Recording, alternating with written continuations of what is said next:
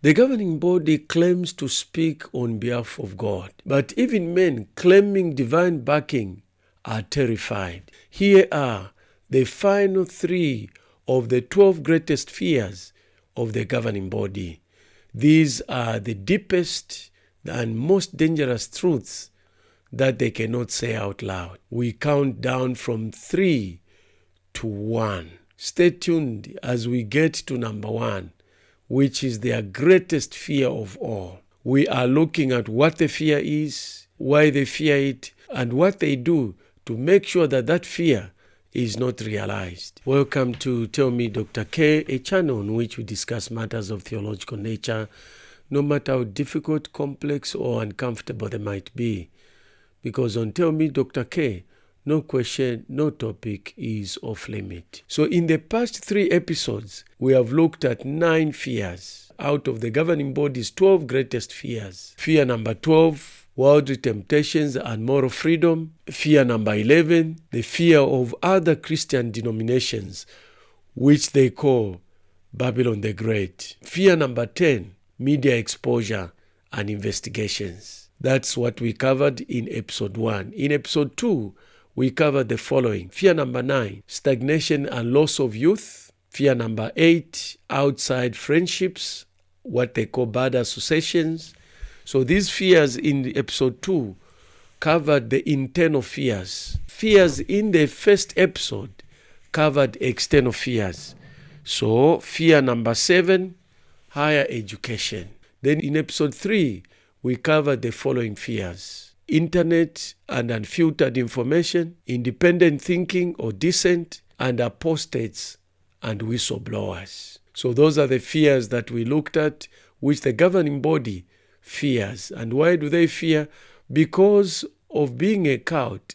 There are certain truths that the governing body would not want their members to know about. And these are the things that make the governing body terrified, to say the least. So let's count down now to the final 3 fears. Why do they fear these 3 fears? Because if these fears come true, the entire structure of the watchtower begins to collapse. So let's count to fear number 3, failed prophecies and doctrinal flip-flop. So what is the fear here? That people will begin to notice the long trail of failed prophecies, doctrinal reversals, and theological contradiction. That members will begin to compare the old watchtower teachings and the new ones and ask, how can this be God's truth when it keeps changing? In fact, many have asked such a question, and the result, waking up, and they are out of the watchtower society. Why do they fear this? They fear this because these prophecies are actually a foundation for their doctrines. They initially said 1914 would mark the end of the world, and that Christ would return in 1914, and that would mark the end of the world. Unfortunately, Christ did not come. So they changed and said he has begun to rule invisibly, because no one can prove or question whether Christ is ruling invisibly or not, because no one is seeing. He is invisible. 1925, as the year of the resurrection of faithful men of God, Abraham, Isaac, and Jacob, that did not come to pass. 1975 was supposed to be the beginning of Armageddon. Members stopped working, sold their houses and their businesses, and waited for Armageddon. Unfortunately, Armageddon did not come. Years have come and years have passed. All were presented as near certainties or failed. They tell you the light gets brighter, but when light burns credibility, it stops being guidance and becomes smoke. So, when what they've promised has not taken place, they quickly change. That now Jehovah has shed more light on this. We now have a clarified understanding. Previously, we did not have a clarified understanding. But as we understand it, some things Jehovah will not permit us to see, even though we read over it many, many times. We can't see it until Jehovah puts the light on it. And what I'm about to reveal to you today, Jehovah is behind it. Not the governing body, not any human here on the earth, but Jehovah God. But have you ever wondered, though, how exactly does Jehovah reveal clarified understanding of the Scriptures, new light, in modern times? When the governing body is meeting together as the faithful and discreet slave, how does it work? How exactly does the light get brighter? How does Jehovah use that arrangement to clarify our understanding? And this is the question that I ask Jehovah's Witnesses. Now we have clarified understanding. Jehovah has shed more light. How sure are you that they are not in darkness about what they are telling you today, and that in future they will change, that now they have clarified understanding? And always the response would be, no. We are very, very certain this is going to happen. I've done a video where I talked to elderly women who seem to be 65 years and above, and they were very certain that now we are very, very near. This generation will not pass, and these things are going to happen. It's like they were just parroting Stephen Letty's commentary about the final part of the last days. Here's a clip. But now, our third example of the voice of our fine shepherd is at Matthew chapter 6, and we're going to read verses 19 and 20.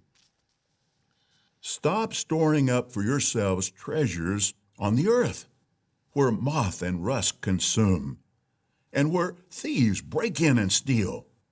Rather, store up for yourselves treasures in heaven, where neither moth nor rust consumes, and where thieves do not break in and steal.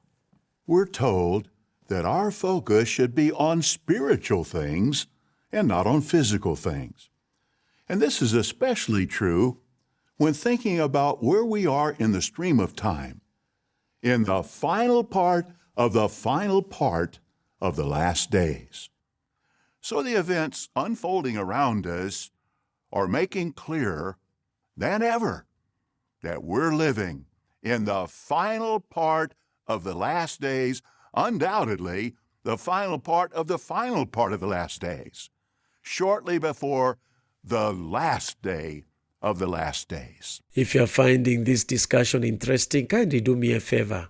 Like, subscribe, and smash the notice bell so that when I upload another video, you'll receive a notification. How do they prevent this from happening? Number one, rewriting the past publications and quite removing the failed predictions from the digital archives. Elders have been instructed to remove old copies of publications from the Kingdom Halls so that the members may not refer to them. Unfortunately, the internet does not forget. There are several copies scattered around, and there are people who have taken it upon themselves to actually put back on the internet everything that the governing body has been removing. Number two, by discouraging deeper research of older Watchtower materials. They don't want you to go back to those materials. How can you believe such a religion and say that they are a channel through whom God speaks? Number three, by framing failed predictions as misunderstandings by the brothers. So they tell you to believe that the end is near. You believe that the end is near. You trust them. They are a faithful and discreet slave. When their prophecies fail, they blame you. You looked too much into this. They turn around against you and use what they said against you. A letter was leaked where the governing body mentioned that we should not speak so much about the failed prophecies for the fear of discouraging the flock. They fear you reading old magazines because history contradicts their current teachings. Over the last few years, we've had a few changes with regard to the events that occurred during the Great Tribulation. And if you've been in the truth for a while, sometimes it's a bit hard to remember, was that what we used to believe, or is this what we believe now? Well, I'm sure we all agree with this fact. In recent years, there have been a lot of changes. Even since the last annual meeting, there have been many changes. Some of them perhaps are a little surprising or may seem to be sudden. Let's count down to fear number 2, loss of authority and obedience. What is the fear? They fear that Jehovah's Witnesses will stop viewing the governing body as divinely appointed. Throughout history, the people that want to establish legitimacy, they always claim divine appointment. Kings did it. Many religious leaders have done it. Even today, the people that claim apostolic authority want to say that God has appointed them.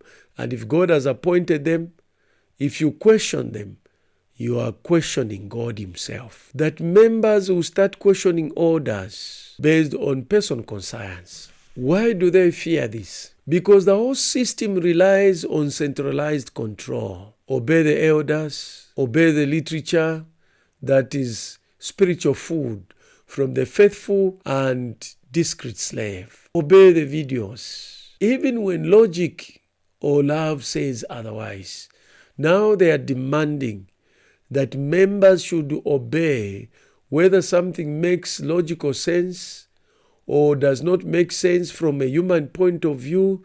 All you need to do is obey.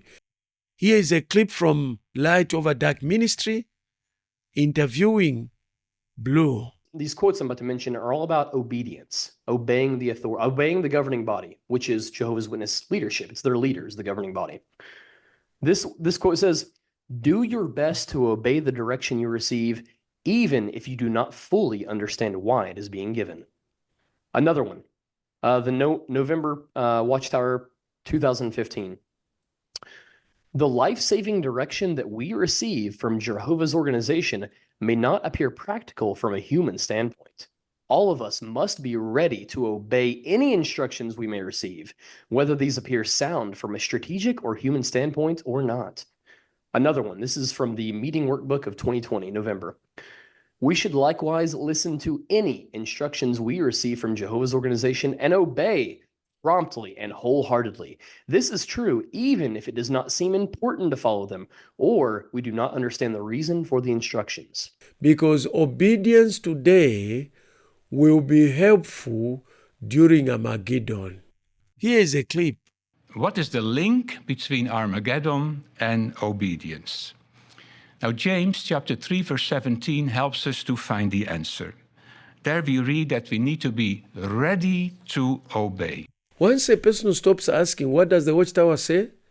And now starts asking, what is the right thing to do?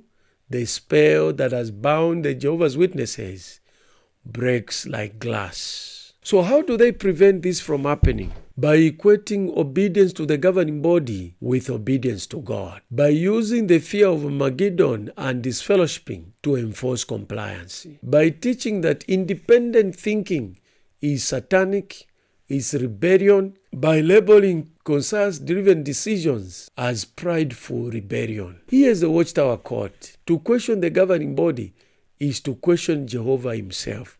Why do they say this?